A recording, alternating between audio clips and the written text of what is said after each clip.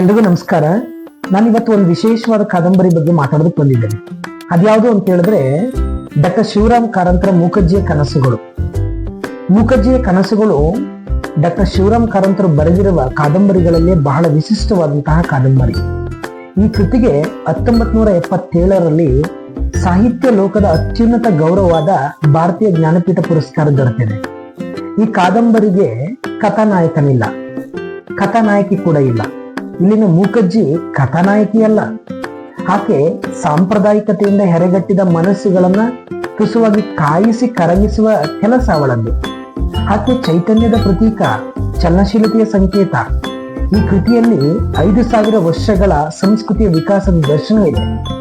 ಈ ಕಾದಂಬರಿ ಹೆಚ್ಚಾಗಿ ಮೂಕಜ್ಜಿ ಮತ್ತು ಆಕೆಯ ಮೊಮ್ಮಗ ಸುಬ್ಬರಾಯನ ನಡುವೆ ನಡೆಯುವ ಸಂವಾದದ ರೂಪದಲ್ಲಿದೆ. ಅವನು ಓದಿದವನಾಗಿದ್ದು ಅಜ್ಜಿಯ ದಿವ್ಯ ದೃಷ್ಟಿಯ ಬಗ್ಗೆ ಕುತೂಹಲವನ್ನು ಹೊಂದಿದ್ದಾನೆ.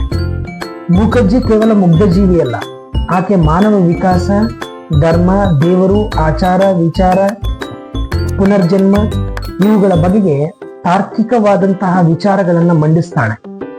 ಕಾದಂಬರಿಯ ಕೇಂದ್ರ ಬಿಂದು ಮೂಕಜ್ಜಿ. ಈಕೆಗೆ ವಯಸ್ಸು ಸುಮಾರು 80. ಬಾಲ್ಯ ವಿಧವಿಯಾದ ಈಕೆ ತನ್ನ ಬಹುಪಾಲು ಸಮಯವನ್ನು ಮೌನವಾಗಿ ಕಳೆದಿದ್ದಾಳೆ. ಈಕೆಗೆ ಒಂದು ವಿಶೇಷವಾದ ಶಕ್ತಿ ಇದೆ. ಅದೇನು ಅಂತ ಹೇಳಿದ್ರೆ, ಯಾವುದೇ ಹಳೆಯ ವಸ್ತುಗಳನ್ನು ಮುಟ್ಟಿದಾಗ ಅಥವಾ ವ್ಯಕ್ತಿಯನ್ನು ನೋಡಿದಾಗ ಹಿಂದಿನ ಸಾವಿರಾರು ವರ್ಷಗಳ ಇತಿಹಾಸ ಅಥವಾ ವ್ಯಕ್ತಿಯ ಮನಸ್ಸಿನ ತುಡಿತಗಳು ಆಕೆಗೆ ಕನಸಿನ ರೂಪದಲ್ಲಿ ಗೋಚರ ಆಗ್ತಾ ಹೋಗುವಂಥದ್ದನ್ನು ನಾವು ಈ ಕಾದಂಬರಿನಲ್ಲಿ ಕಾಣಬಹುದು. ಬಹಳ ವಿಶಿಷ್ಟವಾದಂತಹ ಕಾದಂಬರಿ ಇದು, ಮೂಕಜ್ಜಿಯ ಕನಸುಗಳು.